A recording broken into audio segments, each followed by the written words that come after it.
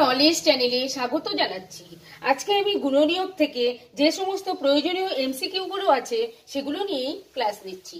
1 নম্বরে আছে গুণনীয়কের অপর নাম উৎপাদক। আমাদের জেনে রাখতে হবে যে উৎপাদক এবং গুণনীয়ক কথাটা কিন্তু একই। তাহলে গুণনীয়কের অপর নাম উৎপাদক। 2 নম্বর প্রশ্ন, কোনো একটি সংখ্যা যে যে সংখ্যা দ্বারা বিভাজ্য সেই সব সংখ্যাগুলিকে প্রথম সংখ্যার ড্যাশ বলে। এটা হয়ে যাবে গুণনীয়ক বলে। গুণনীয়ক বলে। এখানে বলা হয়েছে কোনো একটি সংখ্যা, আমরা যদি কোনো একটি সংখ্যা ধরলাম 15, তাহলে এই সংখ্যাটি কোন কোন সংখ্যা দ্বারা বিভাজ্য হয় সেগুলো বের করে নিচ্ছি। 1 দিয়ে 15 ভাগ করা যায় 15কে, 3 দিয়ে ভাগ করা যায়, 5 দিয়ে ভাগ করা যায় এবং 15 দিয়ে ভাগ করা যায়। তাহলে এই যে সংখ্যাগুলো প্রত্যেকটি সংখ্যা দ্বারাই কিন্তু এই 15কে ভাগ করা যায়। তাহলে কোনো একটি সংখ্যা যে যে সংখ্যাগুলো দ্বারা বিভাজ্য এই সমস্ত সংখ্যাগুলোকেই এই 15 এর বা এই সংখ্যাটির গুণনীয়ক বলে। এটাই কিন্তু এই শূন্যস্থানে করা হয়েছে। এবার চলে যাচ্ছি 3 নম্বর প্রশ্নে। প্রতিটি সংখ্যার গুণনীয়ক সংখ্যা ড্যাশ বা ড্যাশ। প্রত্যেকটি সংখ্যার যদি আমরা গুণনীয়ক বের করি, যেমন 15 বের করেছি, সেরকম যদি আলাদা একটা 16 বের করি, তাহলে কি গুণনীয়ক সংখ্যা আমরা একই পাবো না আলাদা আলাদা কিছু পাবো? কিংবা সেটা কি একই রকম প্রত্যেকটির ক্ষেত্রে একই রকম হয় কিংবা অনেকগুলো হয়, এরকম একটা প্রশ্ন এটা। তাহলে প্রতিটি সংখ্যার গুণনীয়ক সংখ্যা কিন্তু নির্দিষ্ট, অর্থাৎ প্রত্যেকটির আলাদা আলাদা গুণনীয়ক সংখ্যা হয়। নির্দিষ্ট বা সসীম,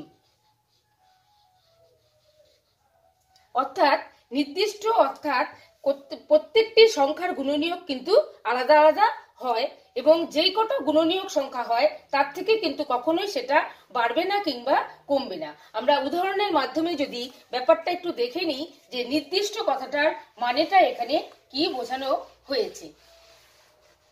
আমি একটু আগেই দেখালাম 15 এর গুণনীয়ক গুলো, আমি দেখালাম যে 1, 3, 5 এবং 15।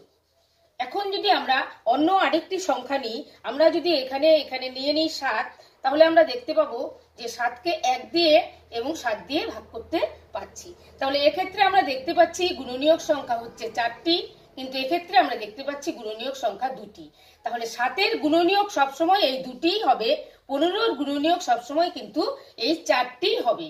প্রত্যেক ক্ষেত্রে কিন্তু আলাদা আলাদা হচ্ছে, কিন্তু যার যেটা গুণনীয়ক সংখ্যা সেটা কিন্তু একই থাকছে, নির্দিষ্টই থাকছে, এটা কখনোই কিন্তু পাল্টাবে না। তাই প্রতিটি সংখ্যার গুণনীয়ক সংখ্যা নির্দিষ্ট বা সসীম। চলে যাচ্ছি 4 নম্বর প্রশ্নে। 4 নম্বর প্রশ্নে বলা হয়েছে ক্ষুদ্রতম গুণনীয়ক ড্যাশ। যখনই আমরা কোনো একটি সংখ্যার গুণনীয়ক বের করব তখন হচ্ছে সবচেয়ে ক্ষুদ্রতম কোনটি হবে, সেটা হচ্ছে 1। প্রত্যেকটি সংখ্যারই গুণনীয়ক প্রথমেই আসবে 1, যেটা হচ্ছে সবচেয়ে ক্ষুদ্রতম। তাহলে এটার উত্তর হয়ে যাবে ক্ষুদ্রতম গুণনীয়ক 1। এবং বৃহত্তম গুণনীয়ক কোনটা হবে, অর্থাৎ এখানে যদি আমরা দেখি বৃহত্তম গুণনীয়ক কিন্তু 15 হচ্ছে, অর্থাৎ কি এই সংখ্যাটি হচ্ছে যে সংখ্যাটির গুণনীয়ক বের করেছি তারই সেই সংখ্যাটি কিন্তু শেষে হচ্ছে যেটা সবচেয়ে বড় গুণনীয়ক। তাহলে এক্ষেত্রে এই শূন্যস্থানে হয়ে যাবে সংখ্যাটি নিজেই। সংখ্যাটি যা থাকবে সেই সংখ্যাটি হবে বৃহত্তম গুণনীয়ক। পরবর্তী প্রশ্ন, 1 এর গুণনীয়ক ড্যাশটি। 1 এর গুণনীয়ক অর্থাৎ 1কে আমরা কোন কোন সংখ্যা দিয়ে ভাগ করতে পারি, 1কে কিন্তু শুধু আমরা 1 দিয়েই ভাগ করতে পারি। তাহলে এক্ষেত্রে আমরা 1 এর গুণনীয়ক কি পাচ্ছি, কয়টি পাচ্ছি, 1টি পাচ্ছি। 6 নম্বর, মৌলিক সংখ্যার গুণনীয়ক ড্যাশটি। তো মৌলিক সংখ্যার গুণনীয়ক সবসময় মৌলিক সংখ্যার গুণনীয়ক 2টি হবে। আমরা যে কোনো মৌলিক সংখ্যাকে নিয়ে যদি দেখি, আমরা যদি 7কে দেখি তাহলে আমরা 7কে আমরা 1 এবং 7 দিয়ে ভাগ করতে পারছি। তাহলে মৌলিক সংখ্যা 7 এর গুণনীয়ক এখানে কয়টা পেলাম, 2টি পেলাম।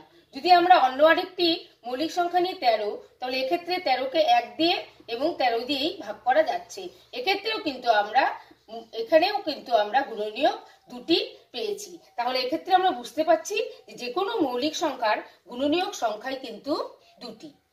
2 এর বেশি গুণনীয়ক থাকে কোন সংখ্যার, 2 এর বেশি গুণনীয়ক থাকবে যৌগিক সংখ্যার। আমরা মৌলিক সংখ্যার কিন্তু দুটি গুণনীয়ক পেয়েছি, কিন্তু যৌগিক সংখ্যার কিন্তু 2 এর বেশি গুণনীয়ক থাকে।